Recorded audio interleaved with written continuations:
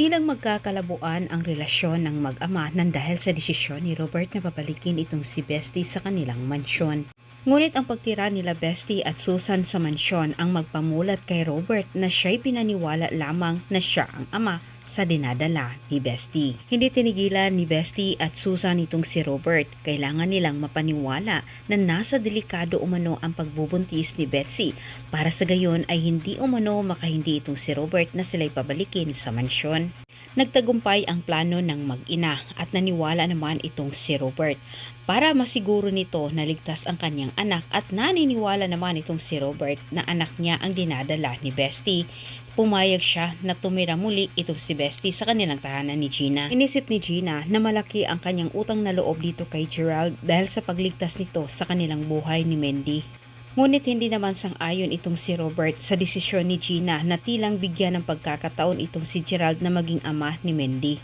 Ngunit laking gulat na lang ni Gina sa pag-uwi niya sa kanyang mansyon nang bumugad sa kanyang mata ang mag-inang Susan at Betsy. Sa kanilang muling pagharap ni Betsy, ipinagtabuyan ni Betsy itong si Gina.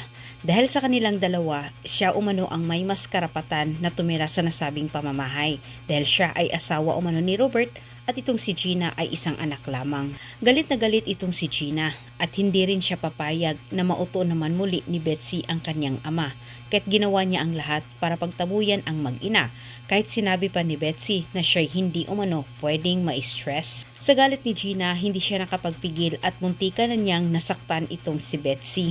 Naabutan sila ni Robert at nagpapanggap naman ang mag-ina, lalo na itong si Betsy. Sa puntong ito, nagalit naman itong si Robert kay Gina dahil pinapahamak umano nito ang dinadala ni Betsy. Diretsahan ding sinabi ni Gina sa kanyang ama na hindi umano niya nagustuhan ang pagpapatira kay Betsy sa kanilang pamamahay. At para hindi naman mautakan itong si Gina ni Betsy, nagdesisyon din siya sa harap ni Robert, Betsy at Susan na pabalikin itong si Gerald sa kanyang pamamahay. Tilang may pinaplano naman itong si Gina na hulihin ang dalawa at malaman ang totoo.